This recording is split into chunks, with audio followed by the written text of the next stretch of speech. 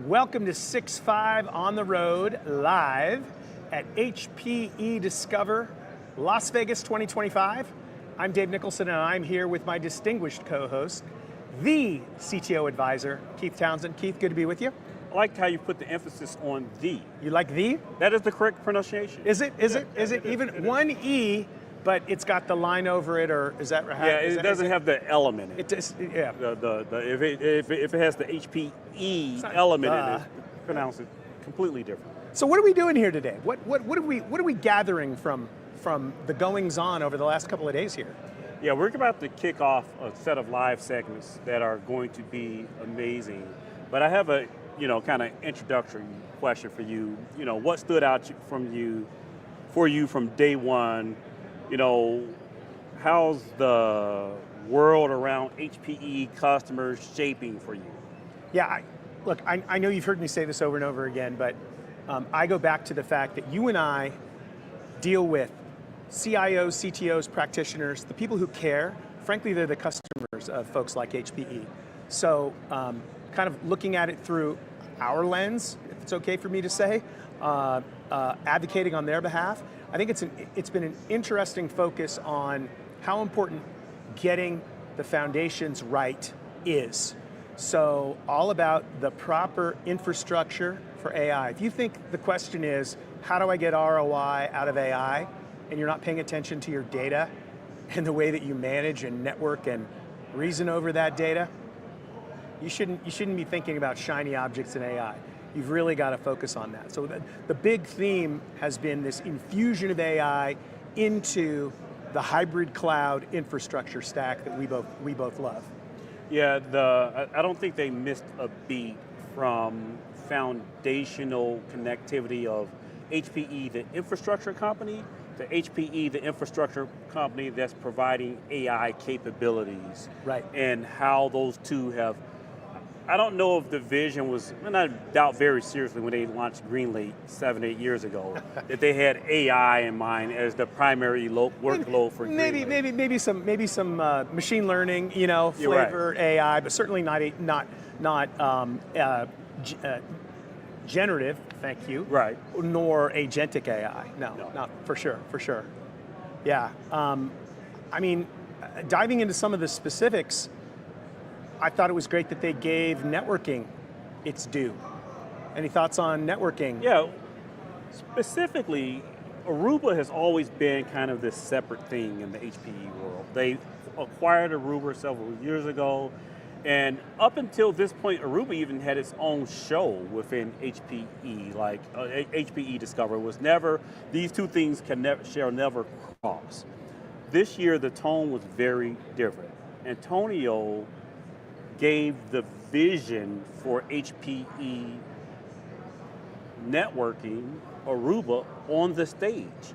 They highlighted a lot of the AI coming out of Aruba and hitting GreenLake Intelligence Platform as the backbone. One of the things that a lot of HPE's networking competitors will say is that they're not into AI networking, they're into AI for networking. Yeah. So, not the east-west traffic between GPU to GPU, getting kind of in the meat of training and inferencing, but on top of I make a request into my AI system and I serve that request from the servers. Aruba is saying that they're doing both sides of it, the AI for networking and AI networking.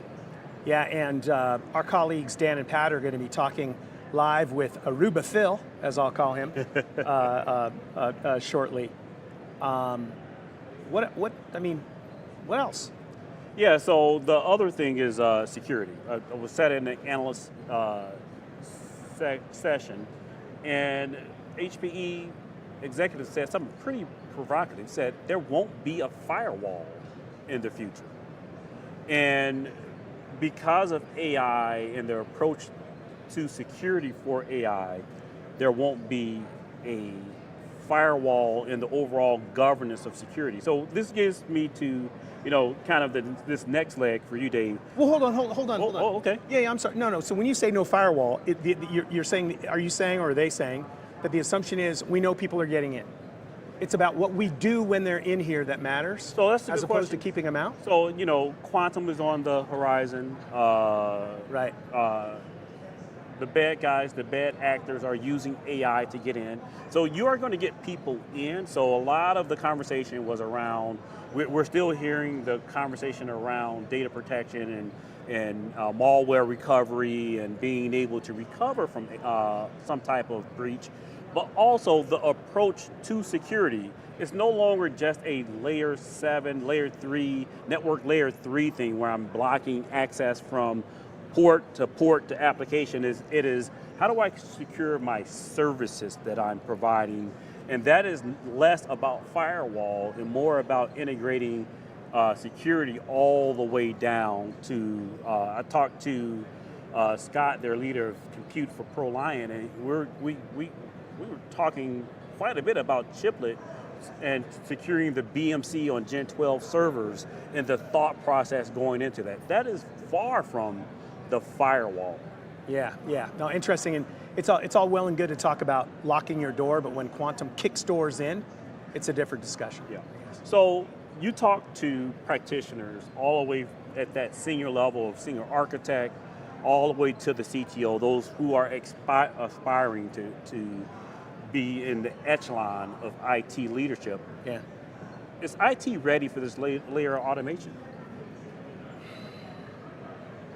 No. I like how you. Is that okay? You gave a slight pause. No, and you know why? Because you and I've lived this, right? Were people ready to adopt a cloud operating model years ago? No. So they weren't. People were not ready. The technology was ready. The people were not ready to move from vertical silos to horizontal management. They weren't ready. At least I think people recognize now that they're going to have to put processes and people in place to embrace this stuff. But automation means giving up a certain amount of control. Automation includes trust. Let's jump to agentic AI. I haven't signed a power of attorney over to agentic AI yet. I don't know if you have. No. And so I think that the best way forward is baby steps, and for these leaders to realize that automation is a huge key to getting ROI out of AI. It's not the shiny object. It's block and tackle, make things more efficient. So they're going to have to leverage automation in that way. But I think a lot of people are struggling with how to do that. Where are you seeing some of the missteps as you're mentoring some of these, early executives? I think it starts with focusing on the shiny object and, dare I say, the business outcome that they seek to achieve, while at the same time ignoring optimizing infrastructure. I mean, I'm a knuckle-dragging infrastructure guy at heart, and so I have a bias towards fighting the good fight that is telling people they need to optimize infrastructure. Don't take your eye off the infrastructure ball. So, how do you automate things if you haven't taken care of your data? If you can't reason over all of your data, if it's in discrete, disconnected silos, how can you manage it? You can't automate a process that lives in 10 different places that doesn't communicate with one another. So the biggest challenge to automation from my perspective and what I see is a lack of paying attention to the infrastructure details on the back end. And I'm heartened by what I'm hearing from HPE on that front, because they are unabashedly carrying the torch for infrastructure optimization, my term, to address that. There's a whole 6.5 podcast, Infrastructure Matters. Right. And it especially matters in the days of AI. Right, and I hear that, and I love that. That's great, but that's like saying air matters. It's like, yeah, it does, right? It's kind of stating the obvious, but there's nuance. Air matters all the time, but what happens when you're a mile high? Right. Versus below sea level, can you accomplish the same, can you have the same outputs? Yeah. Well, we're going to hear today, Daniel Newman and Patrick Moorhead are going to come up and talk to Aruba Phil Mottram and Krista. Right. Yeah. And Antonio. So, I mean, we got some heavy hitters coming up in the lineup. We do, and I expect to hear a lot from Antonio, Krista, and Phil about the relationship with NVIDIA, the relationship with the new kind of elevation of Aruba in this conversation, and how they're taking kind of both and melding this into a what they call a Green Lake Intelligence. I want to say Green Lake Intelligence platform, but Yeah. Green Lake Intelligence to, I think, highlight something that I've noticed distinctly about this show, as opposed to other shows that we attended. Antonio was not talking to the market.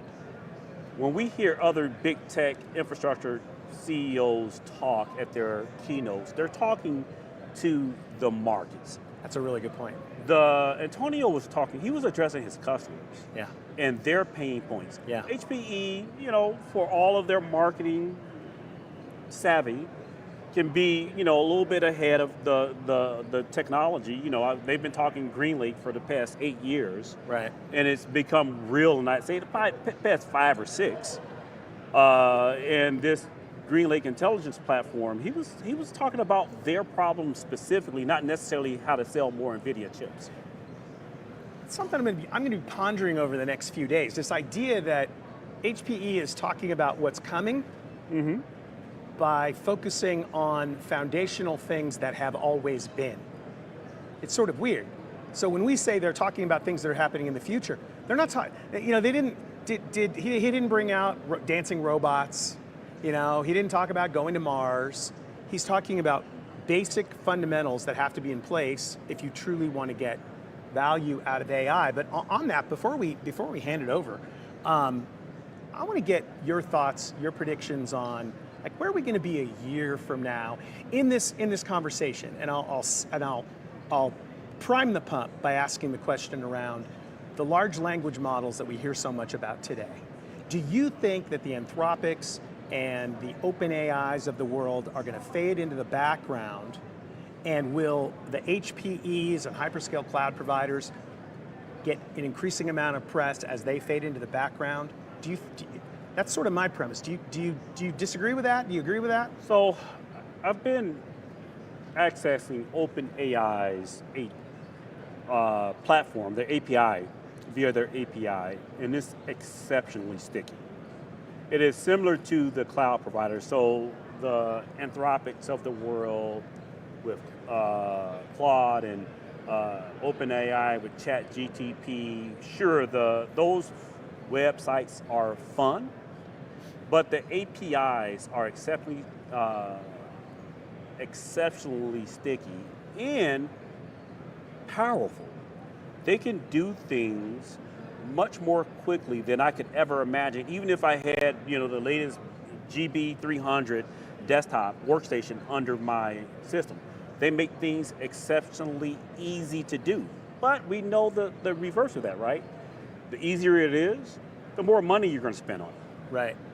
And I think HPE and other OEMs have a very good story to tell customers, especially as customers begin to adopt these technologies, and they discover, I don't need a model with 1 trillion parameters in it. Exactly. A model with 70 billion or even 7 billion parameters. That you can run on a laptop. That I can run on a laptop, I can run on a mobile device, I can run in my data center, I can run at the edge, and I can have a consistent experience, just like Ethernet. Just as long as I can have a consistent experience across all of my landscape, that typically wins the day. So I think we agree from different perspectives. I think that we might not be talking about these things, but they're going to be there. So they're going to be in the background. All right. So this is just a teaser. Dave and I have kicked off the conversation, but again, you're going to hear from some of the biggest and best minds within HPE's leadership. Phil Mottram, who's leaving Network Phil, who's leading Aruba. Aruba Phil. SVP General Manager of Mainstream Compute, Krista. You think she has a bright future? Antonio. Krista's a rising star. She's a rising star. Yeah. And then HPE CEO himself, Antonio Neri. I think we've set the table well. Stay tuned for more coverage from HPE Discover Las Vegas 2025.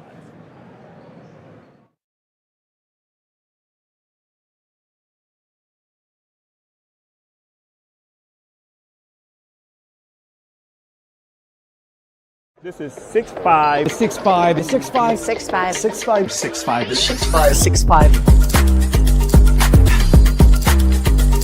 We're here on the road. The 6'5" is here in the booth. What we have here is a Gen 5 SSD. It's really about all the work that we've done. We are here at GTC. Mobile World Congress. IBM Think. Welcome to Davos.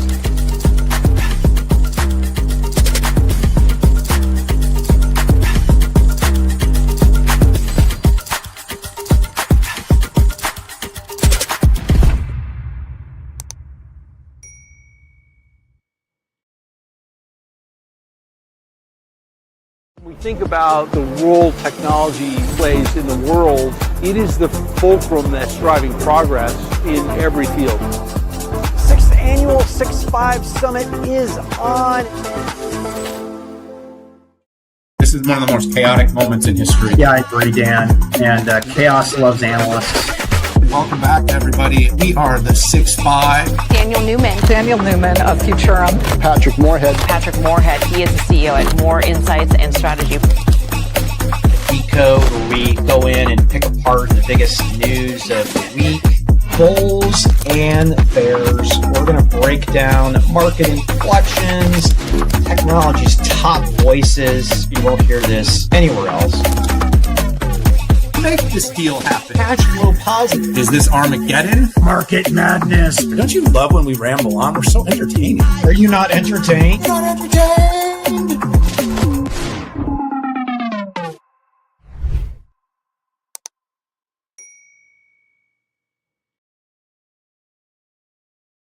This is 6'5". 6'5", 6'5", 6'5", 6'5", 6'5", 6'5", 6'5".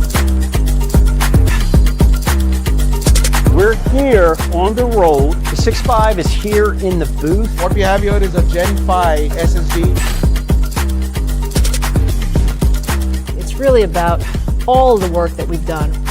We are here at GTC. Mobile World Congress. IBM Think. Welcome to Davos.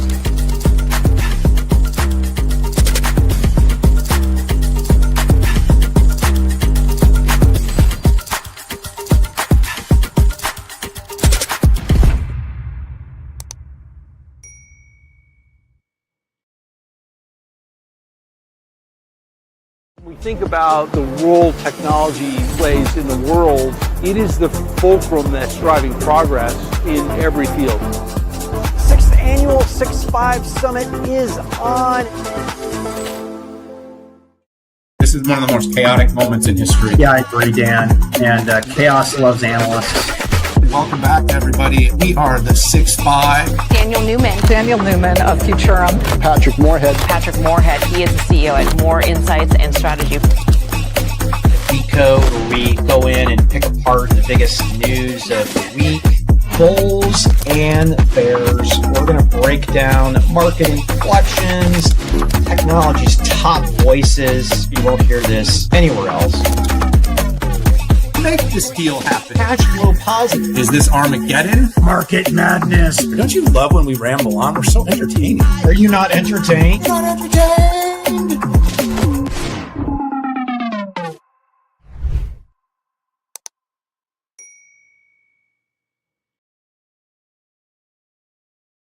This is 6'5". 6'5", 6'5", 6'5", 6'5", 6'5", 6'5", 6'5".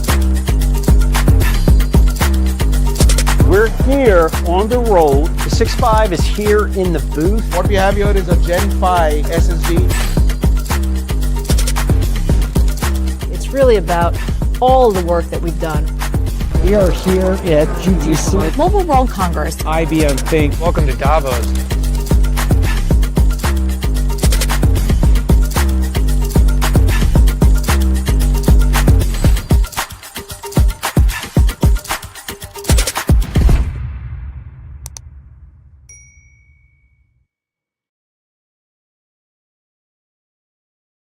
think about the role technology plays in the world, it is the fulcrum that's driving progress in every field. 6th annual 6.5 Summit is on. This is one of the most chaotic moments in history. Yeah, I agree, Dan. And chaos loves analysts. Welcome back, everybody. We are the 6.5. Daniel Newman of Futurum. Patrick Moorhead. He is the CEO at More Insights and Strategy. Decode, where we go in and pick apart the biggest news of the week, bulls and bears.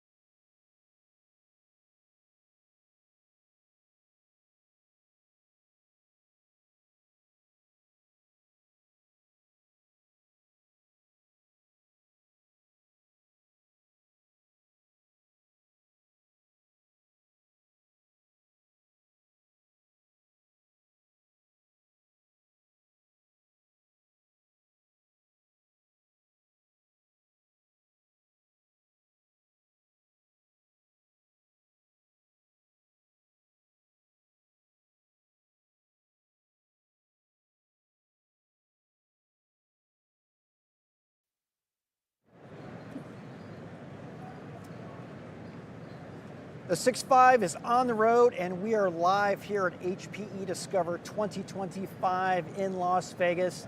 Daniel, it's been a great show so far, and we're pretty much talking about AI, networking, and hybrid cloud. Yeah, it's been a really powerful moment for HPE, and I think that's really what they were hoping for. You know, they came out with these kind of big 3 priorities. Of course, networking kicked it off. We saw hybrid cloud getting some more focus, and AI. And the interesting thing about the AI part is, like, AI, yes, has its own segments, but I keep saying AI was really deeply inundated in every part of the story. It was part of the hybrid cloud story, it was part of the networking story. But I think they had a big moment, and of course, deepening the partnership with NVIDIA. That's really important right now, Pat. But mission accomplished. Exactly. I think it's an appropriate time to use that particular phrase. Yeah, it is. And one of the things that I'm really happy with in the industry conversation is we finally got around to talking about the importance of networking related to AI. You and I were talking about this on the pod before. It's like, well, wait a second. Scale up network, front end, back end network is all very important to modernize. And of course, on the edge. And I can't imagine a better guy to talk about this than Phil at HPE. Phil, great to see you. Yeah, Aruba Phil. Yes, Aruba Phil. I heard that was how you were set up in one of the earlier segments. I was actually christened Aruba Phil. That's good. How's that working out for you?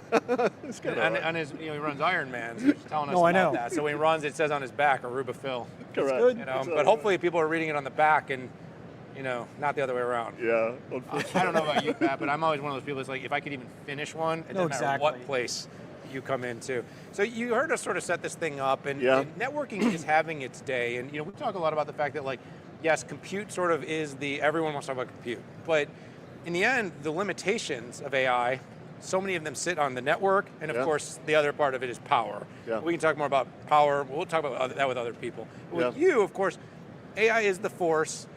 What does that mean, though, for the HPE Aruba networking business? Okay, yeah, so when we think about AI, we think about it as a coin, so 2 sides to the coin. One is AI for networking, and then the other one is networking for AI. Networking for AI is all about the kind of base infrastructure an enterprise would need to kind of roll out in order to deploy an AI service. And when we speak to customers about their AI deployments, they're all really paranoid about the data and where the data is going to go. Because obviously they're pushing proprietary data into these models, right? And what they don't want is, that gets out on the internet or whatever it might be. So we're seeing lots of customers upgrade the network to more kind of new technologies just to make sure that they're kind of reducing the threat of any kind of security risk or whatever. So I think networking for AI translates into a big kind of investment upgrade opportunity for the end-to-end network. And then on the other side, we have AI for networking, which is all about the platform. That's right. So we have a platform called Aruba Central, which is part of HPE GreenLake. And what that allows customers to do is to be able to provision and manage their network. And we've been embedding many, many AI capabilities and features into that platform. And that's moving at a rapid rate of knots. I mean, the platform's actually 12 years old. We've done a major redesign over the last couple of years, and actually we did some kind of counting before we came into this session. Right. In the last 12 months, we've made 1,000 changes to the platform and added 250 new features, and most of them are in the AI space. Yeah, and I'm glad the conversation has also moved from the core switch to the edge and campus, where there's going to be a tremendous amount of action going on, particularly because this is where a lot of the data is being created. Right. And if you even follow history, history says ultimately where the data is created, the most optimal place to do the computing is on the edge as well. And we talked to the sister division, the compute division about this before, but listen, I know you love all of your children equally at HPE Aruba, but can you talk to me about what is the biggest news that you brought out? I mean, you got first billing, right? Antonio came out and he said, here's our priorities. And number one is networking. What did you announce here? Yeah, so what we talked about, we have a range of different products. So, Wi-Fi, campus switching, SD-WAN, data center products, private 5G, but they're all kind of linked under the Aruba Central platform. And what we were speaking about in terms of our announcements was the addition of some agentic AI capabilities into Aruba Central. So we've kind of announced something called the AI Mesh, where we're kind of bringing together all of these agentic AI sub-agents and making it easier for customers to kind of break into that and use that technology. And maybe just to try and bring that to life a little bit more about what the platform's actually doing for customers. We've pre-configured some features that we think would be useful to any customer, right? And one example is something called the automated power savings feature. So what the platform will do is if you've got an office building, and let's say you've got 200 access points in the office building, and it senses that, 3 o'clock on a Friday, only 10 are being used through till 9 o'clock on a Monday morning, well, the platform will come back and make a recommendation and say, actually, you know what, these other 190 access points, why don't you put them into a deep sleep mode to save yourself kind of time, money, energy consumption, etc. So there's kind of like pre-packaged type features. And then kind of what we've morphed into now is more agentic AI, where what the platform's doing is it's trying to spot problems on the network, understand what the problem relates to, and make a fix. And that really helps network customers and network technicians, because it's kind of bringing almost an extra team into managing the network, right? And I think that's where the future of this lies. And I think that's going to be a bit of a journey, right? So the way that we've kind of designed it within the platform is the platform will make a recommendation to the customer and say, hey, we think you should make this change to the network. Do you want to do it? And the customer most customers in the early phases want to say, well, I want to push a button to authorize that. Kind of a human in the loop. Correct. But over time, customers will say, you know what, I trust the platform. So actually, don't ask me, just make the change. So that's where this is all heading. One of the bigger discussions about automation like this with AI has been around skills, right? On one hand, you have very capable and competent networking people who've been doing this some have been doing this for 20 years. They're flipping buttons up and down. What does it mean in terms of skill sets or what is this, does it give superpowers to the network admins? Yeah. So again, within the Aruba Central platform, what we've built is some natural language capabilities. So kind of what we find is, network technicians are in pretty high demand. And, when organizations lose them because they move to a competitor or they retire, there's a bit of a panic really in terms of who's going to backfill. Quite often they'll go to kind of earlier career hires and try and pull them into the network team. Right. And if you've got this kind of natural language search capabilities in the platform, it makes it way easier for them to kind of get up to speed with what's going on in the network and help fix it. So yeah, I think AI is really going to help kind of freeing up time for network admins, but also making it easier for kind of earlier career network admins to go in and manage networks for customers. It's kind of interesting though, because it almost feels like these two things are sort of forces that are a bit opposed. Part of me, when I listen to the story about agentic, and you talk about these network engineers never sleep, they don't need to eat, they will just manage networks all night and day long, and you're going, that seems like that particular technology is going to do a lot of what entry levels do. On the other hand, in some ways, Phil, this kind of promise of autonomy or is RPA, there's been IPA, there's been AI, there's been machine learning, it's like trend. What's different in your mind about this sort of era of agentic and what you're seeing this in terms of its capabilities? Have we really reached that inflection? The intelligence is there and we're going to get what I think has been kind of promised for a while. Yeah, I think that's right. Look, I think there's a couple of points I would make. One is, it is very real, it's here and now, and customers are using it, right? So it's no longer a kind of an idea on a whiteboard, right? It's there and it's being used. And then to your earlier point about these kind of opposing forces, if you go and speak to most network engineers, the level of security threats that they're facing is increasing exponentially.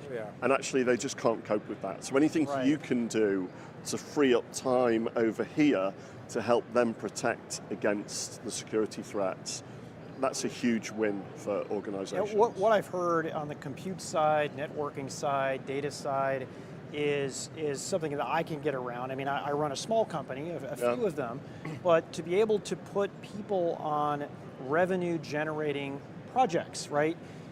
Typically when you go to IT, you have this great idea. It's like, hey, 90% of my time I'm spending keeping the lights on. What if that could go to 50%, the other 40% could be used to actually work on maybe building new branches, having some amazing new retail experiences out there, or a fan experience if you're in some sort of a stadium. And I don't know if this is just maybe wishful thinking or something like that, but it seems to be one of those possibilities that this technology can bring.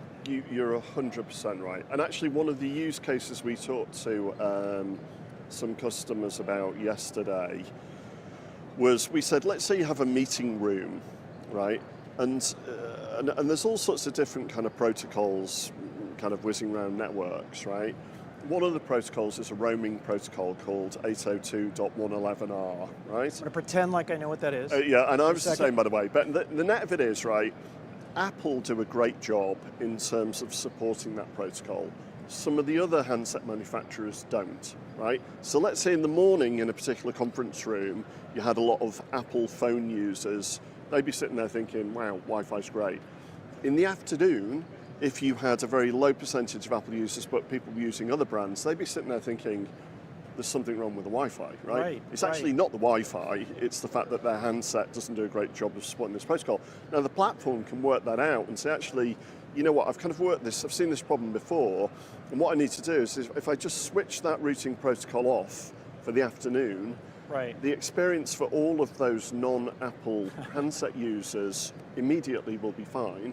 And then when they all leave, you can just go back to the normal way of operation, right? So just, this ability to be able to see what's going on in the network, identify the problem, put in the fix, and then potentially reverse back the fix, that's where this is all going. Cool. If you really look at kind of how it all evolves, as we've seen with each of the industrial revolutions, the productivity volume is substantially larger. So, we've heard something like 20 trillion plus added to the global economy. So those people that were doing the more mundane roles will move up, and then what's now considered a more sophisticated role becomes those mundane roles. And that's kind of been how we've up-leveled over time.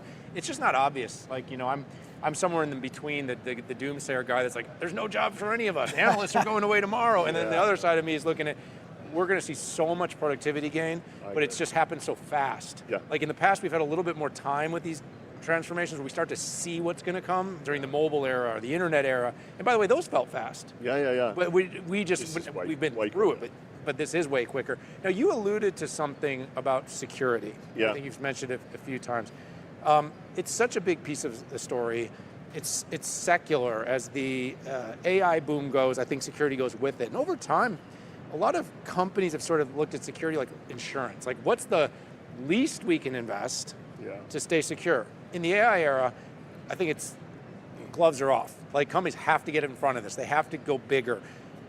In your mind, the security first approach, how big of an opportunity is it? And talk a little bit about how HP is thinking about it. Yeah, sure. So, one of our kind of phrases is security first, AI-powered networking. So that's what we're all about. And there's been a big change in the way organizations have gone about security. So historically, you would kind of build a moat and try and keep everyone out, right? And now what you're seeing is this move towards zero trust security solutions, right? And this links to a convergence of security and networking coming together, right? So they're almost kind of becoming the same product. And the way I think about it is, HPE's got 57,000 people working here. And where it's part of our core business, they're HPE employees, but we have lots of partners involved in what we do, right? And those partners need access to our systems, in order to collaborate effectively with HPE. And I think lots of companies are like that as well, by the way, aren't they? So, the great thing about zero trust networking is you're able to allocate specific permissions to individual users or devices based on where you want them to go across your network. So, what we're doing is we're building more and more security as part of the network, and that basically adds extra protection, but also gives you permission to be able to kind of give some partners access to systems, employees to different systems, whatever it might be. It gives you a more comprehensive security approach. Makes sense. Well, Phil, I want to thank you so much for spending a little time with us. It's been great to see your portfolio get so much attention here. I know, like I said in the beginning, you and I have been big fans of kind of this network wave. And while, GPUs may be the story of the last year, or LLMs, the future is going to be how we move the data and how we power all these data centers. So you've got a big job in front of you. Let's keep in touch. I look forward to chatting again next year at HPE Discover or sometime in between. Yeah, that's great. Thanks very much. Thank you, Great Phil. to see you, bud. Thanks. And thank you so much for being part of this 6.5 on the road live at HPE Discover 2025. Subscribe, be part of the 6.5 community. Check out all of the coverage that we did here at this event. More coming soon. Stick with us.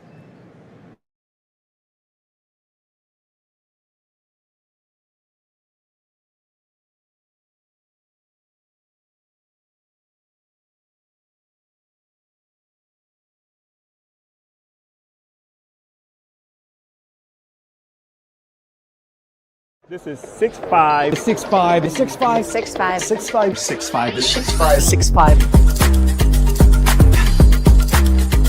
6.5. We're here on the road. The 6.5 is here in the booth. What we have here is a Gen 5 SSD. It's really about all the work that we've done. We are here at GTC. Mobile World Congress. IBM Think. Welcome to Davos.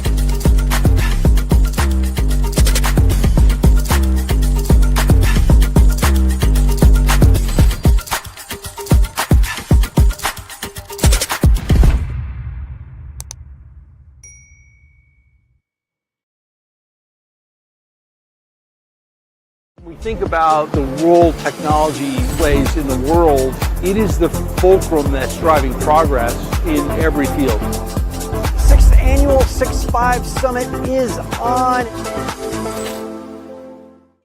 This is one of the most chaotic moments in history. Yeah, I agree, Dan. And chaos loves analysts. Welcome back, everybody. We are the 6.5. Daniel Newman. Daniel Newman of Futurum. Patrick Moorhead. Patrick Moorhead. He is the CEO at More Insights and Strategy. We code, where we go in and pick apart the biggest news of the week. Bulls and bears. We're going to break down market inflections, technology's top voices. You won't hear this anywhere else. Make this deal happen. Cash flow positive. Is this Armageddon? Market madness. Don't you love when we ramble on? We're so entertaining. Are you not entertained? Not entertained.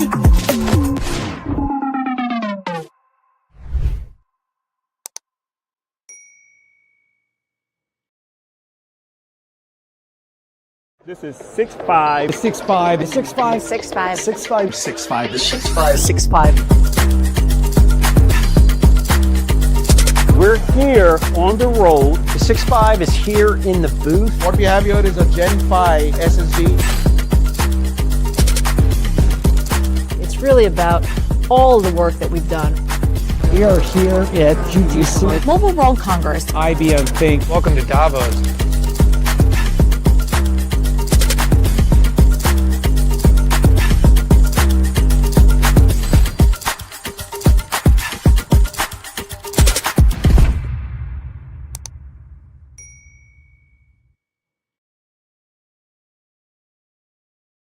When we think about the role technology plays in the world, it is the fulcrum that's driving progress in every field. 6th Annual 6'5" Summit is on. This is one of the most chaotic moments in history. Yeah, I agree, Dan. And chaos loves analysts. Welcome back, everybody. We are the 6'5". Daniel Newman of Futurum. Patrick Moorhead. Patrick Moorhead. He is the CEO at More Insights and Strategy. Decode, where we go in and pick apart the biggest news of the week. Bulls and bears. We're going to break down market inflections, technology's top voices. You won't hear this anywhere else. Make this deal happen. Cash flow positive. Is this Armageddon? Market madness. Don't you love when we ramble on? We're so entertaining. Are you not entertained? Not entertained.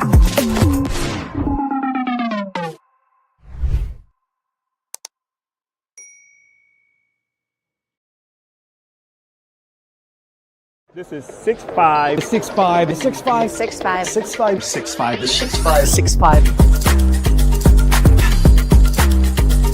We're here on the road. The 6'5" is here in the booth. What we have here is a Gen 5 SSD.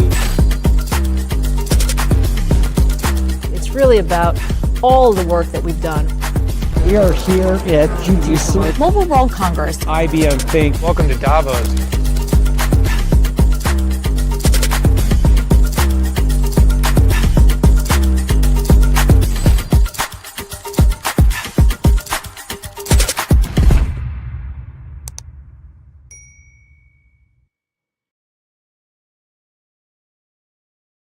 When we think about the role technology plays in the world, it is the fulcrum that's driving progress in every field. 6th Annual 6'5" Summit is on. This is one of the most chaotic moments in history. Yeah, I agree, Dan. And chaos loves analysts. Welcome back, everybody. We are the 6'5". Daniel Newman of Futurum. Patrick Moorhead. Patrick Moorhead. He is the CEO at More Insights and Strategy. Decode, where we go in and pick apart the biggest news of the week. Bulls and bears. We're going to break down market inflections, technology's top voices. You won't hear this anywhere else. Make this deal happen. Cash flow positive. Is this Armageddon? Market madness. Don't you love when we ramble on? We're so entertaining. Are you not entertained? Not entertained.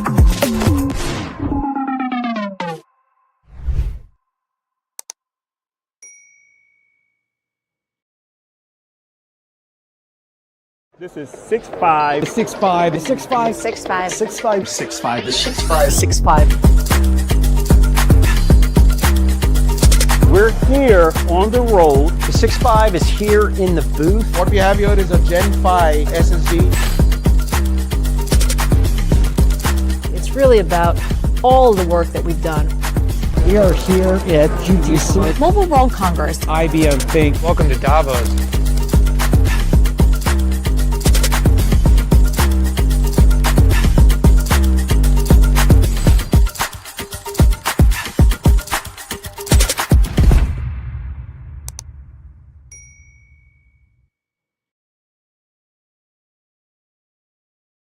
Think about the role technology plays in the world. It is the fulcrum that's driving progress in every field. 6th annual 6.5 Summit is on.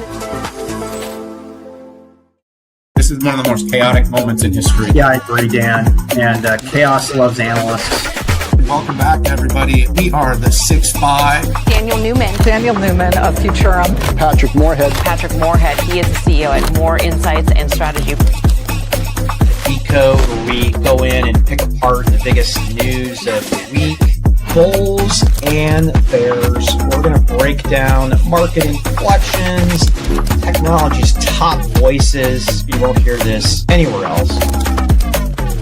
Make this deal happen. Cash flow positive. Is this Armageddon? Market madness. Don't you love when we ramble on? We're so entertaining. Are you not entertained? Not entertained.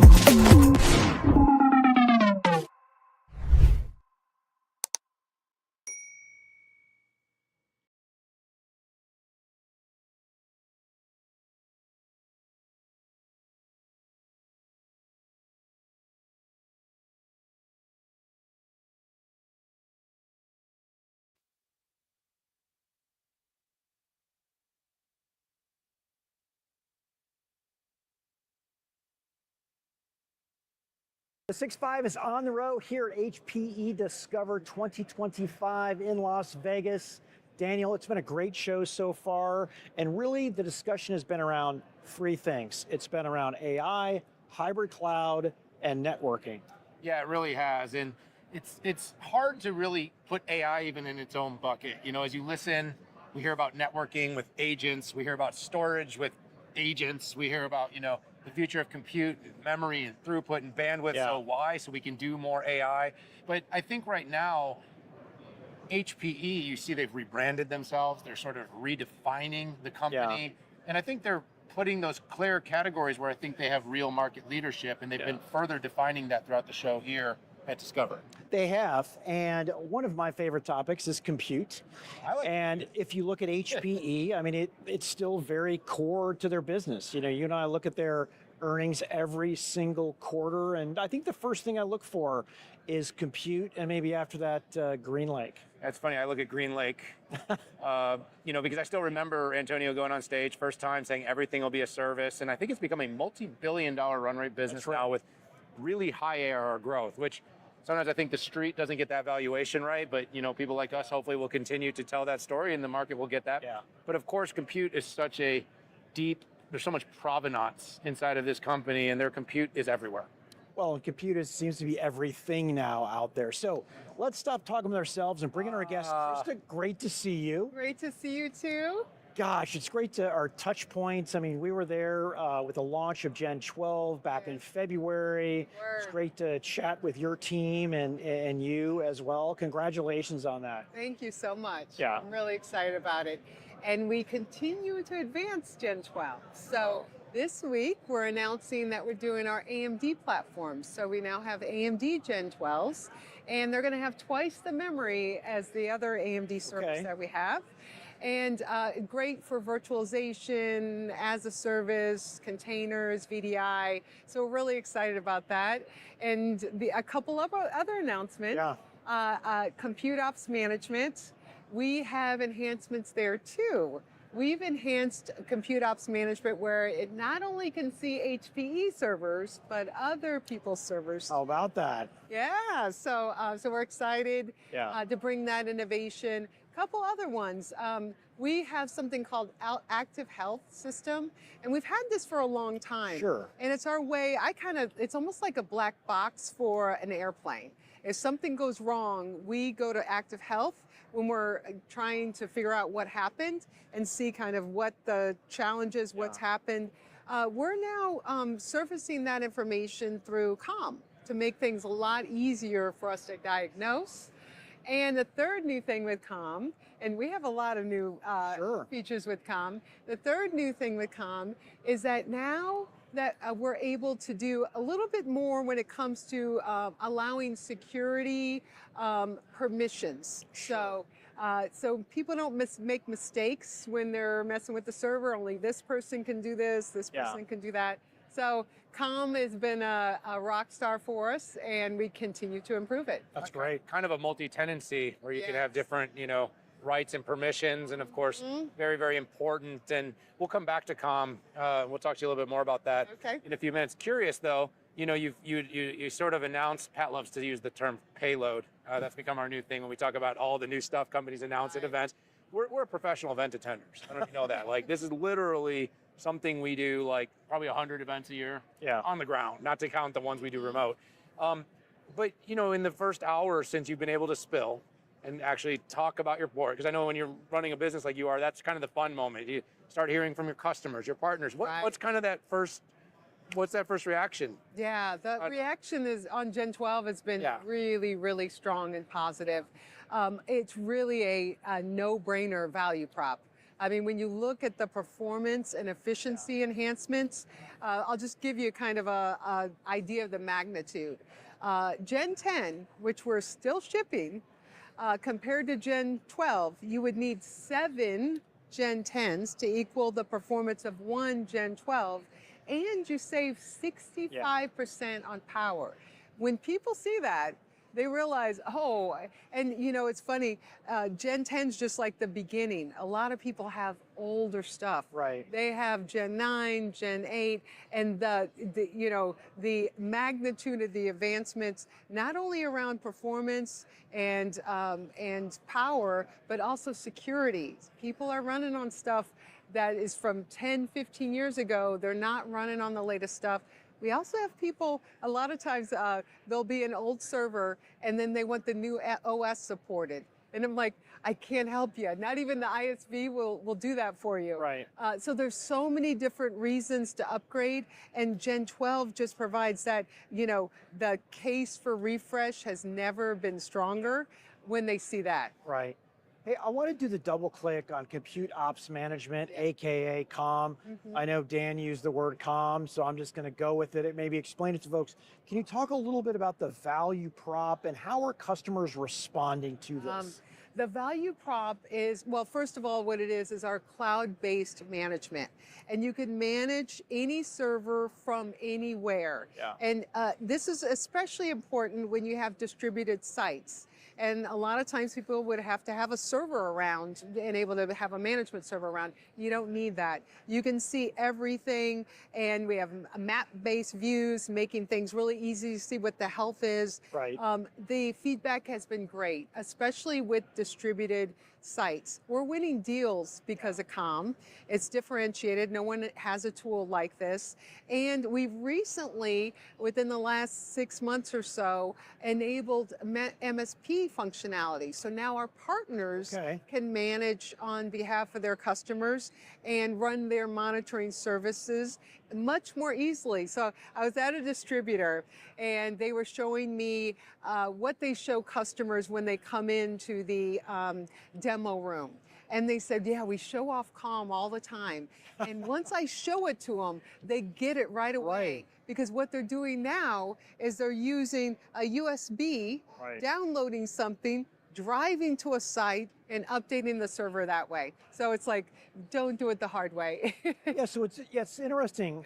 GreenLake introduced the element of pay-as-you-go like the cloud did. So it's having that, but it's on-prem. And it seems like COM also enables some of the things that people like about the cloud, but the ability to do it on multiple prems and also be able to, spread the wealth. Instead of having 5 admins, 1 per site, you can maybe consolidate and have 1 admin or 2 admins managing.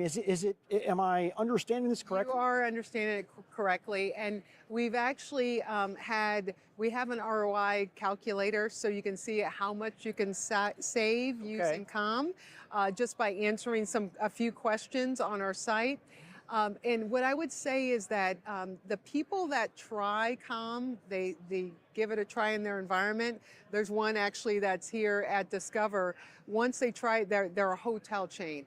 Once they try it, they don't want anything that doesn't have it. Right. Because it makes it so much easier to see everything at once and do everything you need to do. And it's hooked into the GreenLake platform. Okay. So it's got the security of GreenLake, it's got the look and feel, so it's something that's familiar to customers. Excellent. Yeah. So it's almost an odd thing for me to ask you, but I'm going to. Because we spend all of our time talking AI, but in your world, in the compute world, I'm not just talking about AI factories, right? We're in this kind of moment where everything feels like it's going AI, but there's still a lot of other workloads. Yep.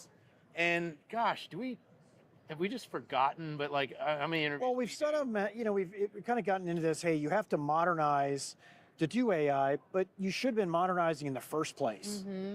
Yeah. I mean, there's just so much going on, and so you are building these incredibly powerful 7-to-1, 2 generations, great. But like, what are the other workloads besides? Because it does feel like if I'm an enterprise, because enterprise adoption, Krista, it's moving, but it's not on AI. It's still, it's much in the more very gradual beginning. Yes. than the hyperscale Yes. or consumer applications that we're seeing. They're still running their big databases, and they're still running their enterprise apps and their ERPs and their supply chain softwares and everything else on traditional compute, x86, maybe some of it's been ported to ARM, but it's not all on GPUs. Like, what are you seeing? What are those workloads that are driving business for you that aren't just tying to AI factories? Yeah, so 2 things that are growing a lot. One, VDI. Okay. Because of that performance I just spoke of, Right. What's happening is more and more people can put higher and higher power users onto VDI implementations, where they tried to do that before, and I've even talked to people who tried to do that, good. and it's like, you had to take me off of this. This is not working. Right. So they can only put like their task workers on, but not their knowledge workers. Yeah. Now we're seeing them putting engineers on VDI, Okay. animation on VDI, and with security concerns and people not wanting people to walk around with the company data, more and more people are looking at VDI. So the ones that are doing it, what I see them doing is going up in terms of functionality and who they're putting on. And then I see people just starting VDI because the performance is there. For early VDI days, you were really limited. Now it's like the lid has lifted, and many people are taking advantage of that. So that's one. Okay. Second one is edge. More and more being done at the edge. And we have a new platform called the DL145, and it was custom made for edge. And it's kind of a funny story, because here at Discover, we were talking to one of our sales leaders that calls on US retail, and she was telling us, you don't have what my customer needs. Right. And I'm thinking, surely we do. Right. We have so many servers. She just needs to understand what's in the portfolio and what's the right fit. Well, turns out we didn't have what she needed. So we built it with her team, with her customers. It is compact, it's quiet, it can withstand vibration, extreme temperatures. Right. I'm talking like -5 degrees C to 55 degrees C. So up to like 131 degrees Fahrenheit. You could put it on a wall, a desk, a cabinet. It's got dust filters, 3 GPUs, so if you want to do computer vision, you can.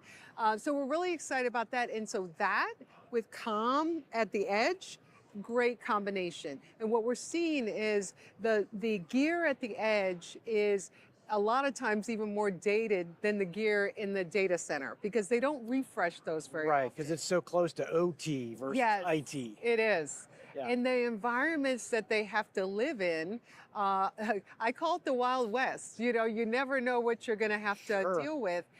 So people are interested and excited about something that was purpose-built for edge, just well designed, even down to the security, physical security of the box. If the server's unplugged and you open the server, you put the lid back on, you plug it in, it knows it's been opened. So we've thought of everything, so it's just a really well-designed platform. Excellent. It's been a pretty significant part of HPE's legacy, the IoT platforms, for many years building that hard. So it's kind of interesting that it actually was discovered, because the way you're telling your story, I'm like, oh, you had it. And then you're like, we actually didn't have it. It's like, whoa. We didn't exactly have what was needed. But what an example of building and designing for your customers. So we have just a moment left. I would love to ask, I'm going to do my best to try to ask a question like you do. I know you have many announcements. You know, it's like your children. Yes. You're running a business. What are you most fired up? And by the way, maybe not even in your portfolio. What is the thing that HPE announced here at Discover that you're like, this is big for us. It's going to take us forward. You can pick one of yours, but so I would say the Green Lake Intelligence. Okay. I have to say, I think that's going to be a bit of a game changer. So I'm excited about that one. I'm excited about my own as well. Yeah. But yeah. By the way, I picked that one too. Oh, did you? Okay. You know, I'm a recovering product person, but I still have it in me. Yes. I think I even used the word core value proposition. So it's like, yeah, this works. Yes. You just need to deliver it, and customers need to sign up for this. Well, in the spirit of the Inter-Miami partnership, I can say I'm a huge soccer fan. I can go to the games. My son plays. I can watch him play, but I can gladly look at the other team and be like, that's the little Leo Messi. Yeah. That's Green Lake Intelligence. You can still love watching your kid play, but you might have seen Leo Messi on one of the other announcements. Exactly.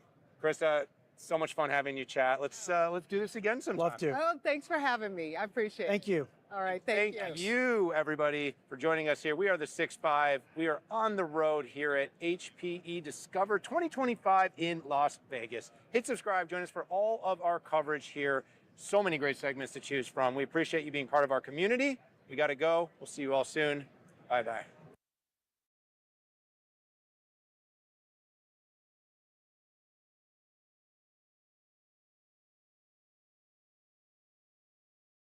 This is 6-5. 6-5. 6-5. 6-5. 6-5. 6-5. 6-5.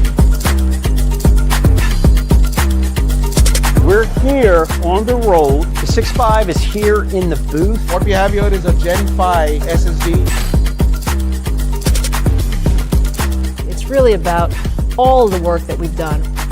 We are here at GTC. Mobile World Congress. IBM Think. Welcome to Davos.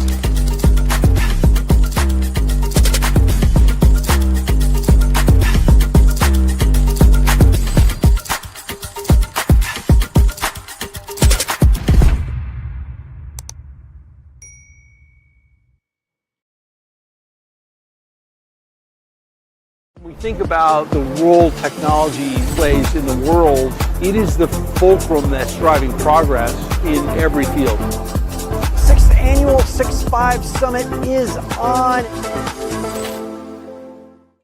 This is one of the most chaotic moments in history. Yeah, I agree, Dan. And chaos loves analysts. Welcome back, everybody. We are the 6-5. Daniel Newman of Futurum. Patrick Moorhead. He is the CEO at More Insights and Strategy.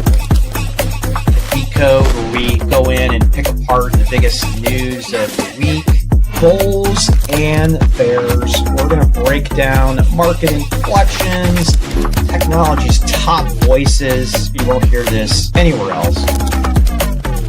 Make this deal happen. Cash flow positive. Is this Armageddon? Market madness. Don't you love when we ramble on? We're so entertaining. Are you not entertained? You're not entertained.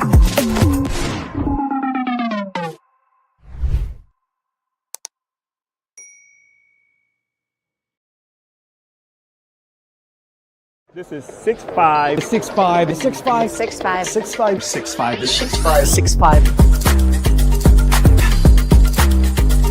We're here on the road. The 6-5 is here in the booth. What we have here is a Gen 5 SSD. It's really about all the work that we've done. We are here at GTC. Mobile World Congress. IBM Think. Welcome to Davos.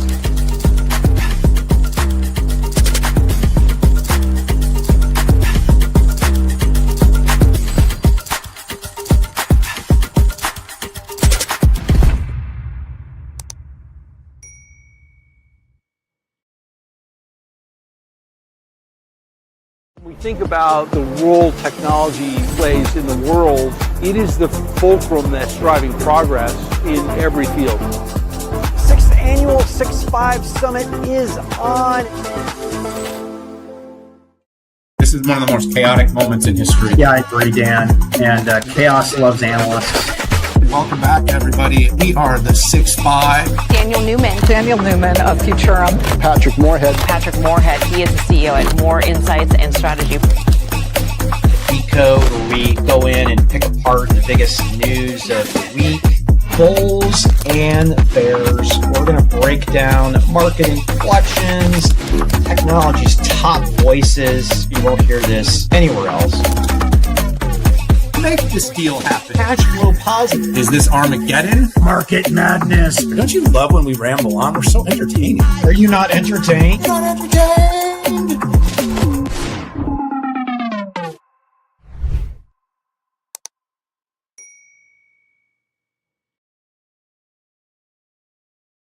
This is 6'5". 6'5", 6'5", 6'5". 6'5", 6'5", 6'5", 6'5". We're here on the road. The 6'5" is here in the booth. What we have here is a Gen 5 SSD. It's really about all the work that we've done. We are here at GTC. Mobile World Congress. IBM Think. Welcome to Davos.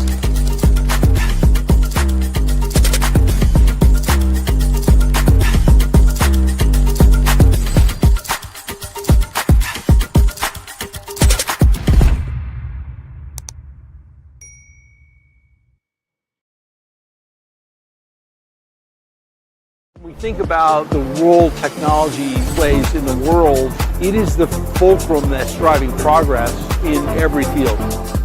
6th Annual 6'5" Summit is on. This is one of the most chaotic moments in history. Yeah, I agree, Dan. And chaos loves analysts. Welcome back, everybody. We are the 6'5". Daniel Newman. Daniel Newman of Futurum. Patrick Moorhead. Patrick Moorhead. He is the CEO at More Insights and Strategy. EVP Code, where we go in and pick apart the biggest news of the week. Bulls and bears. We're going to break down market inflections, technology's top voices. You won't hear this anywhere else. Make this deal happen. Cash flow positive. Is this Armageddon? Market madness. Don't you love when we ramble on? We're so entertaining. Are you not entertained? Not entertained.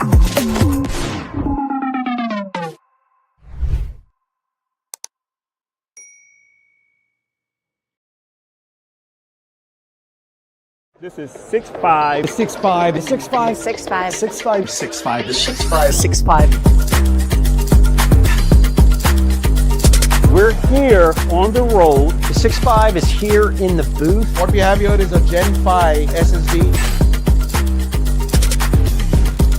It's really about all the work that we've done. We are here at GTC. Mobile World Congress. IBM Think. Welcome to Davos.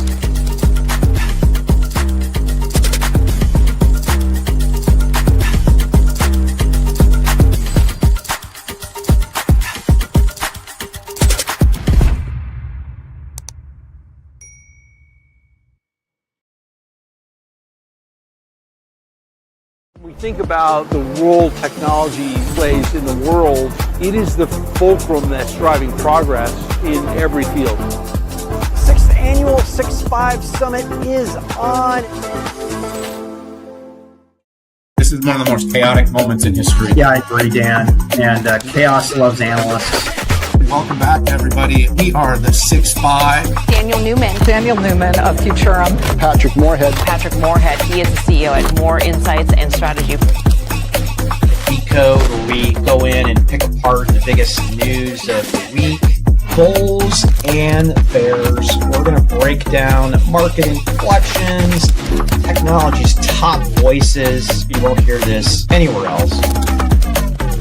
Make this deal happen. Cash flow positive. Is this Armageddon? Market madness. Don't you love when we ramble on? We're so entertaining. Are you not entertained? Not entertained.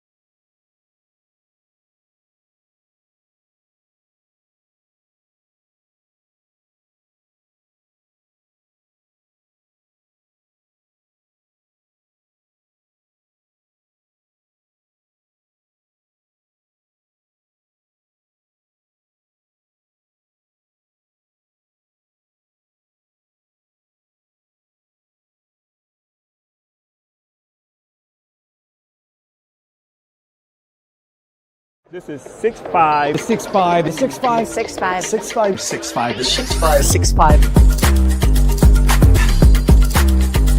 6'5". We're here on the road. The 6'5 is here in the booth. What we have here is a Gen 5 SSD.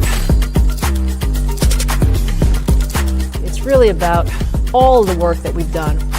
We are here at GTC. Mobile World Congress. IBM Think. Welcome to Davos.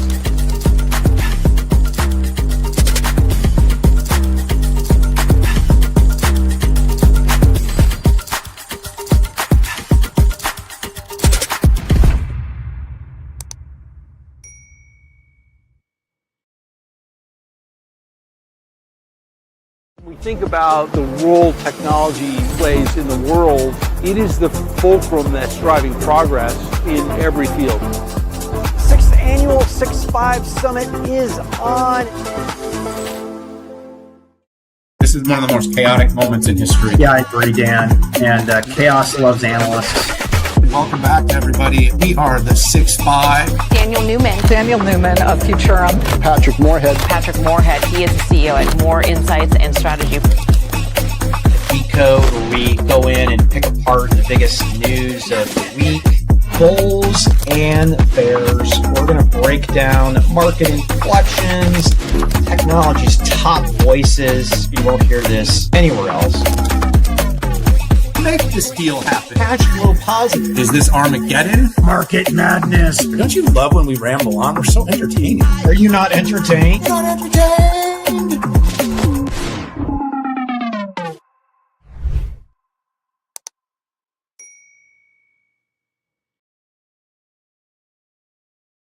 This is 6'5". 6'5". 6'5". 6'5". 6'5". 6'5". 6'5".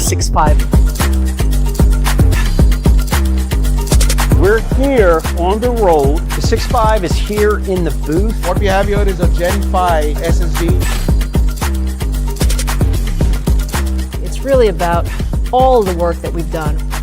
We are here at GTC. Mobile World Congress. IBM Think. Welcome to Davos.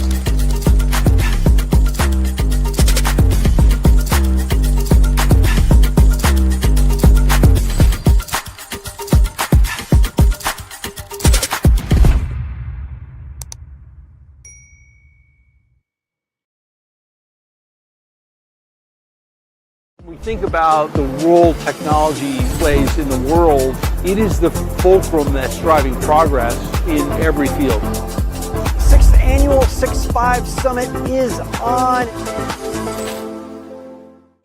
This is one of the most chaotic moments in history. Yeah, I agree, Dan. And chaos loves analysts. Welcome back, everybody. We are the 6'5". Daniel Newman. Daniel Newman of Futurum. Patrick Moorhead. Patrick Moorhead. He is the CEO at More Insights and Strategy. Decode, where we go in and pick apart the biggest news of the week. Bulls and bears. We're going to break down market inflections, technology's top voices. You won't hear this anywhere else.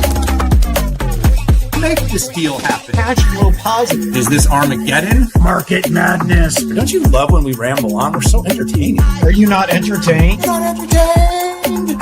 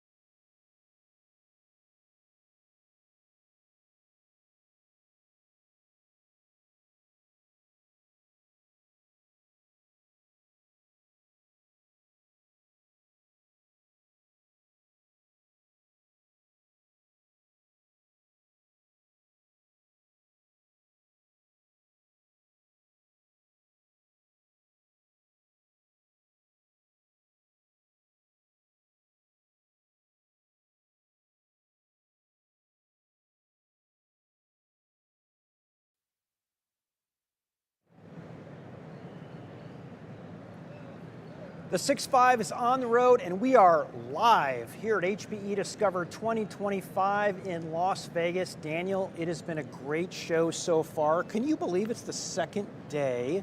And we have heard a lot about hybrid cloud, AI, and networking. Those are the three top things that we heard at the keynote, and that has permeated the entire event.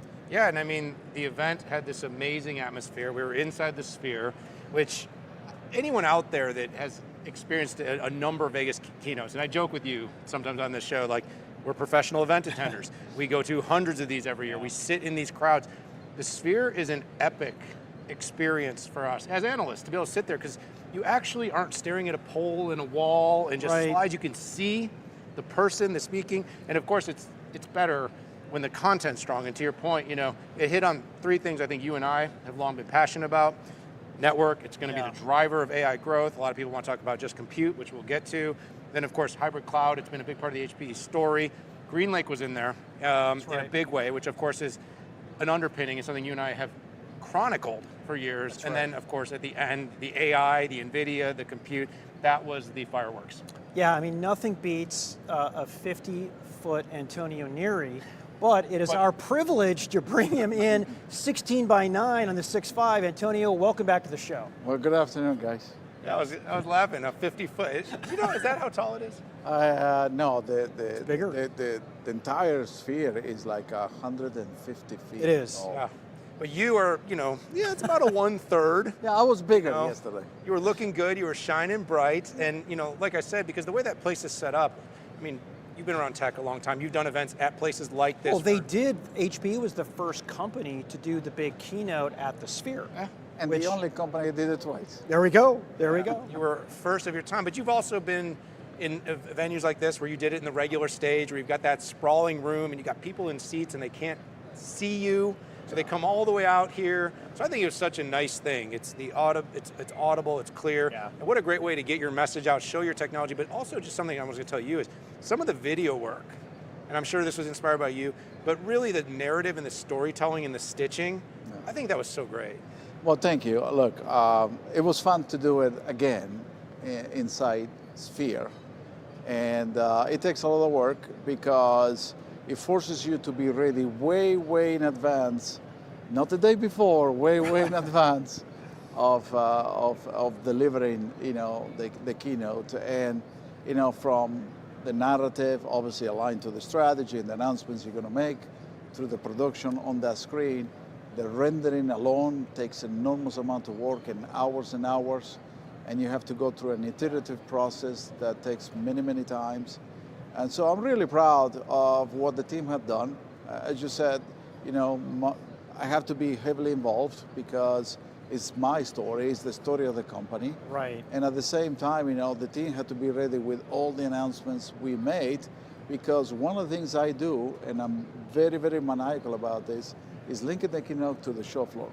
And so if you obviously follow the keynote from, look, here's our vision, started with networking, going through hybrid cloud and AI, this is exactly how the show floor is structured. You enter the networking, going through the hybrid cloud, all the announcements we made, and then end in the AI space. But also we had the new brand, right? Which we're very proud to showcase. Yeah, I like the way you made it, the personal touch you put on. I mean, listen, I've been part of 150 brand refreshes, but I like the way you tied it to the culture, but also to the technology. I thought that was good. Yeah, and so let's get to the hard stuff. No, I'm kidding, all the tech stuff here, Antonio. I mean, the Discover's the moment, but the road to Discover, you've been very focused on, having that kind of steady drumbeat of innovation. You've been focused on hybrid cloud, you're focused on AI. GreenLake and the growth. I think every quarter we you and I do a little conversation. I do a little cheer, because 5 years ago, is it 6 now? 5-6 years ago, you said we are going all in. Yeah. And you've done it, and it's a $2 billion+ ARR business.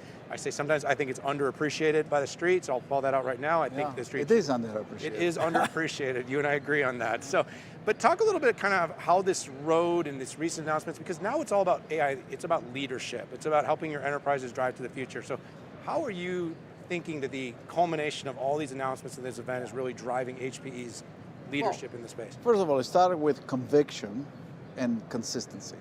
So look, 7.5 years ago, I was convicted of the market trend we were seeing, starting at the edge, where it was the on-ramp to drive the digitization of the enterprise.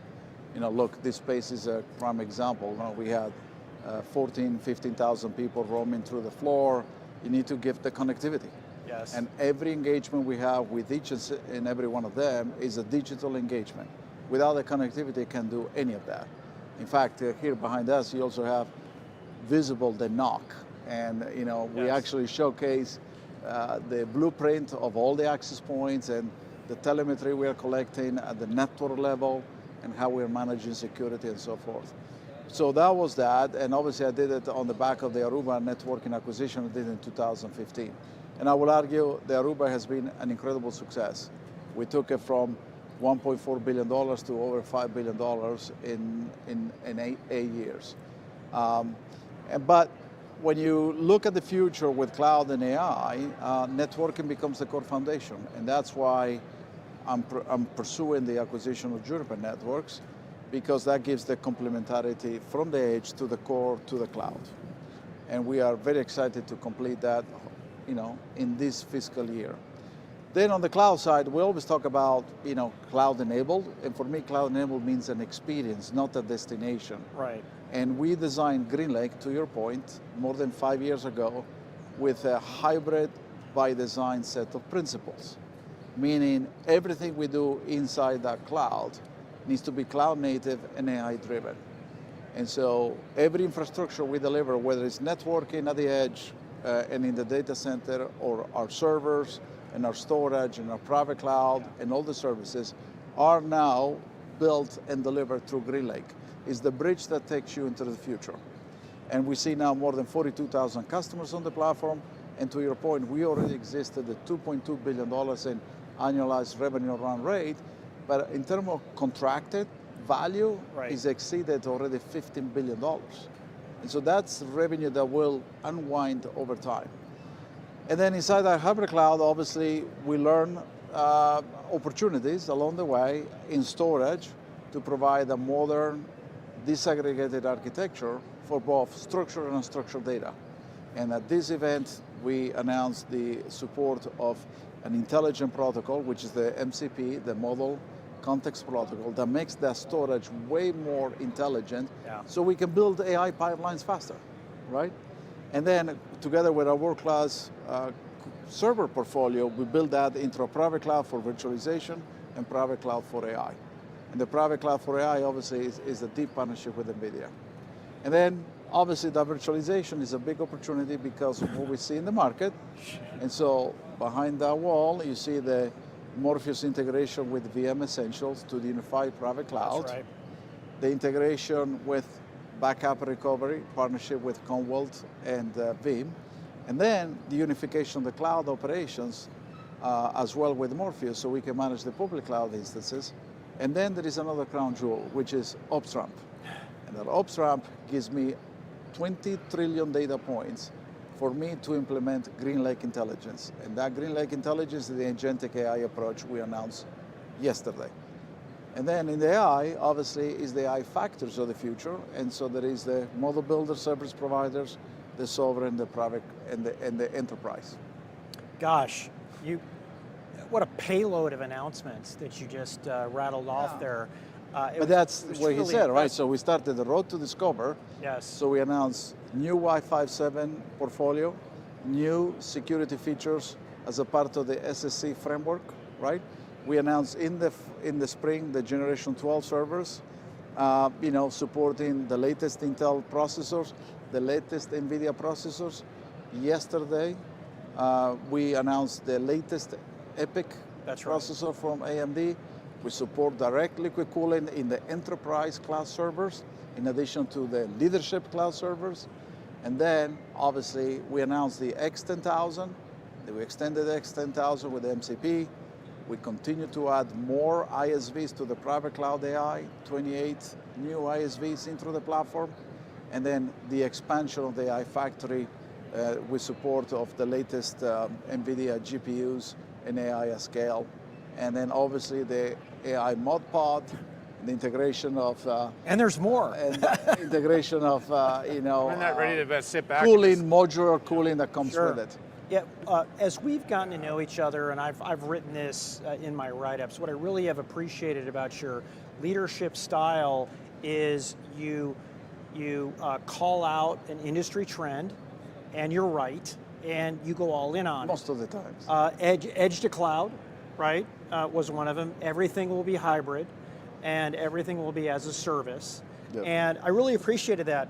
One thing I gave your teams a hard time about on the hybrid part was, well, wait a second, how can you be hybrid if you have no connectivity to the public cloud?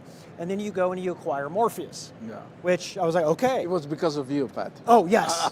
There we go. You know he's going to believe that now. It's okay. He's going to run with that. It's going to be a super clip. Yeah. No, but seriously, it's what enterprises want. It's what your customers want. Yes. Now you up your game even more with unified private cloud. Yes. And I'm going to put you on the spot here. How does this change the competitive environment?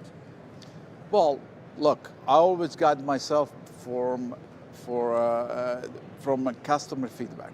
Yeah. Look, customers are looking for an alternative. That's not the secret. And they want also a modern alternative that gives us openness, but also choice and flexibility. Right. With Morpheus, we can support the incumbency and the alternative, which is multiple, yes, but also get them an alternative from our own portfolio, which is obviously the VM Essentials, and let them decide how they go through that journey as also they re-platform applications to container and bare metal. And that's the power of the VM Essential together with HPE Morpheus. And then to your point, because your feedback, the unification of the cloud with the public cloud experience. So, by the way, we also offer, as a part of GreenLake, 3 different deployment models. We offer the always connected. That's right. We offer the single tenant in the public cloud, right, which is the virtual private cloud. And we offer as well the air-gapped, which is very important for sovereign reasons, but also very highly regulated environments. So it's not just the cloud experience, but the optionality of deployment as well. Yeah, we heard Jensen's definitely leaning in. Day we're talking today, we're going to talk a little about your partnership with NVIDIA here, but I think, he definitely doubled down on every country's going to have a sovereign cloud, and I think, I've heard you say. And I agree with him. Well, when we were in Davos together, we all saw that same thing, and all the tariffs have escalated that even further now. So, but I share you an interesting stat. I'm not sure you know, but this is the interesting stat. So in the world, there are probably more than 12,000 data centers. More than 9,000 are in the United States. Right. So the rest of the world has to catch up, because if you want to own your destiny, with AI being so transformative and disruptive, you have to own that closer to where you do work and also maintain sovereignty and as well as your cultural beliefs. So that's a very important aspect. It's a good data point. Well, it is. It's a great data point. And finally, we have the software stacks to pull it off, because quite frankly, for the past 15 years, and 15 years ago the public cloud started, we were always playing catch up. We thought OpenStack was the solution. It lacked a lot of things, but now, your platform and some of the other software platforms, I think we're here, and it's not just version 1.0. No, it has matured dramatically. Yes, exactly. Look, AI is more ready than people think it is, but it's as good as the data and the infrastructure you power with. True. So let's talk a little bit about AI in the enterprise, because I think everyone is seeing the rapid proliferation consumption of certain consumer use cases and the LLMs. Yep. We're seeing the hyperscalers going really fast, right? This kind of insatiable CapEx number that. Yes. And HPE's got a really powerful story that it's done its private cloud partnership, deeply integrated with NVIDIA for what it brings. But the market obviously is going to want to hear your differentiation, because there's a few companies out there that are thinking similarly, partnering with NVIDIA. Talk a little bit about kind of the generational improvements that you announced here, the key differentiation, and one other thing too is you're leaning in on enterprise, because I think the enterprise is adopting, is getting it, but it's such a massive opportunity, Antonio, and it's not a big part yet of the numbers that we've actually seen in terms of revenues and margins in the market. So I think we should decompose AI, and I'm a fan of customer segmentation and then, use cases. So on the customer segmentation side, I argue there are three key segments. There is the model builders and service providers of any size. So obviously the model builders, we know the names, right? The Groks of the world, the Mistrals, the OpenAI and Gemini and so forth, the DeepSeek and so forth. They need enormous amount of computational power to continue to make this model more accurate, to drive better reasoning, right? And that's the name of the game.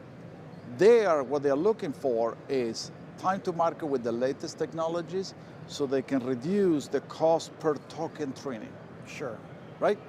And obviously do it in a very sustainable way because the amount of energy is growing very rapidly. So that's one. There, HPE competes very simply because we have a deep partnership with NVIDIA on the AI factory, so many others to be fair, but our manufacturing capabilities, including direct liquid cooling, and the ability to service this at scale is very unique to us. And that's because we had a supercomputing heritage where we have been doing direct liquid cooling for 50 years, right? But it was a leadership class system that was built for a single purpose. Now that's fungible across this new AI space at scale. Then you go to sovereign, right? It looks a little bit like a supercomputer, but it does a different type of workload. The config maybe looks different, but the reality is there are 15, 20 countries that have the means to go do it. Look, we are building some of the AI clouds in Japan with AIST, in the UK with the Bristol University, right? And so forth. In some cases, they're going to deploy a supercomputer for simulation and modeling where they use AI to accelerate that simulation and vectorize the data. In other cases, they're going to configure more for AI to develop these models and then open it to the private ecosystem for sovereign reason. Flops and tops. Yeah, flops and tops. And then that obviously has a lot of interest also from a geopolitical perspective. Then you go to enterprise. And the enterprise, if you look at our last quarter, 1/3 of our numbers, bookings, came from enterprise. So what I see that is an acceleration because, look, there have been 2 years since the breakthrough was achieved. I think enterprise customers got a little bit more comfortable about a few things. Number one, the understanding of this alien stack is not the same stack that they use in cloud or virtualization. So they had a little bit more time understanding it, including the provenance of where these models come from. Number two is the fact that these models hallucinate less. And so they say, okay, let me see how this model operates with more accuracy. But I think one of the big accelerators has been the agentic AI. Because with agentic AI, it becomes more real. Because you take a workflow in enterprise, you digitize it, you automate it, now you apply agentic AI processes to it, admins of sorts, like we do in our GreenLake, to do specific tasks. And you stitch all of them for an outcome. And I think that's what is also getting through it. And if you think about some of the partnerships we announced with Accenture, with AI Refinery, which they build with NVIDIA, or with Deloitte, with Zora AI, that they build with us on top of the private cloud AI, those are agentic AI processes, whether it's finance or procurement, whatever, that now enterprises see. And also the fact that there is better clarity on the return on investment. So we see now the momentum uptaking, and that's where also there is a lot of opportunities for differentiation. Right. In that environment, we really did something unique with NVIDIA. We co-engineer, we did not just took a recipe, which is not designed for enterprise, but or maybe a very small sliver of enterprise, unless you are in quantum hedge funding or something. We took it for what I call the mirror model. If you do RAGing, fine-tuning, or small language training, or inferencing, we tightly couple their IP and RIP for time to value, speed of achievement what they want with AI. Exciting stuff. Gosh, as we wrap up here, I can't believe we haven't talked about security. So let's talk about security. Yeah. You brought new policy capabilities into HPE Aruba networking. Yep. And I'm curious, it's apparent to me how this helps in zero trust, but I'd like you to explain it anyways, because it's so important. You hit it a little bit up front, but also how does it extend value to customers in multi-vendor environments in networking? Well, interesting enough, Aruba had a multi-vendor approach with clear paths in the policy management and deployment. And our approach is we trust nothing. Yeah. So, best definition of zero trust I've ever heard. We trust nothing. And so when you do that, then our approach is to attestate every layer of the stack. As you go up the stack, we attestate everything. So on the networking side, the policy managed to trust nothing. We can extend it to competitors like Cisco. So we do that as well. Interesting. But when you go to the infrastructure, obviously, ILO 7 is a unique capability at the root of the hardware infrastructure that it serves both servers and storage, and therefore is also designed to be proof for quantum, meaning if quantum eventually breaks the encryption, right? Even if when the server is powered off, we actually protect the hardware from attacks, all right? On the networking side, the most important part is to now understand that encryption at the time of the issue of the certificate, not through the life cycle the first time. And so we are working on that. And then, obviously, is to protect your data. And this is where HPE Zerto plays a big role in the data protection, which gives you ransomware protection and gives you a cyber vault capability. And if you get encrypted for whatever reason, we actually can restore your environment in few seconds all the way to the application layer. Interesting. So Antonio, one last final opportunity. I'd love you to get a message out to the audience. It's great to have you here, but as the audience, the people, the crowd, and your customers, partners all sort of disperse after this event.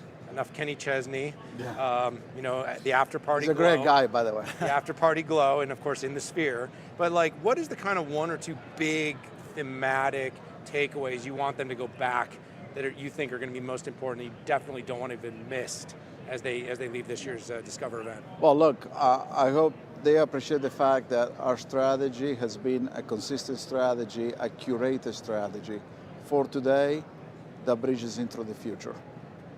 I'm very excited once the Juniper transaction closes to give our customers and partners a true alternative that's modern, secure, and AI driven, because I do believe, and we haven't spent too much time on the actual networking disruption we're going to see in the future, including quantum computing as we move to photonics and other, that's going to be an important element of the stack. And HPE will be at the core, believe it or not, a networking company, right? And this is the first time HPE will own, and if you go to HPE, every aspect of the stack, from the silicon to the infrastructure, to the operating system, to the software, to security, to the services. That will become the core fabric.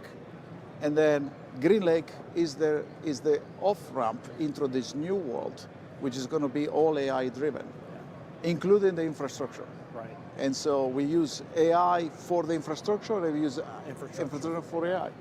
And so HPE has all the components to serve any segment of the market. And our strategy is basically founded on innovation. And that innovation drives shareholder value over the long term. Did you say silicon? I think he said silicon. I'm all excited now. That gets me going. Antonio, thank you so much for joining us here. Hope the rest of your event goes great, and look forward to sitting down with you again soon. Thank you. I appreciate you covering the event. Look, it's always energizing to be with customers on the show floor. For sure. And thank you, everybody, for being part of this 6.5 on the road, live from HPE Discover 2025. It's been a great event. We appreciate you tuning into all the coverage. Subscribe, check out all of the great conversations that we had and our team around the show floor. For this episode, for this show, for this live segment, we got to say goodbye for now. Stay with us. More to come.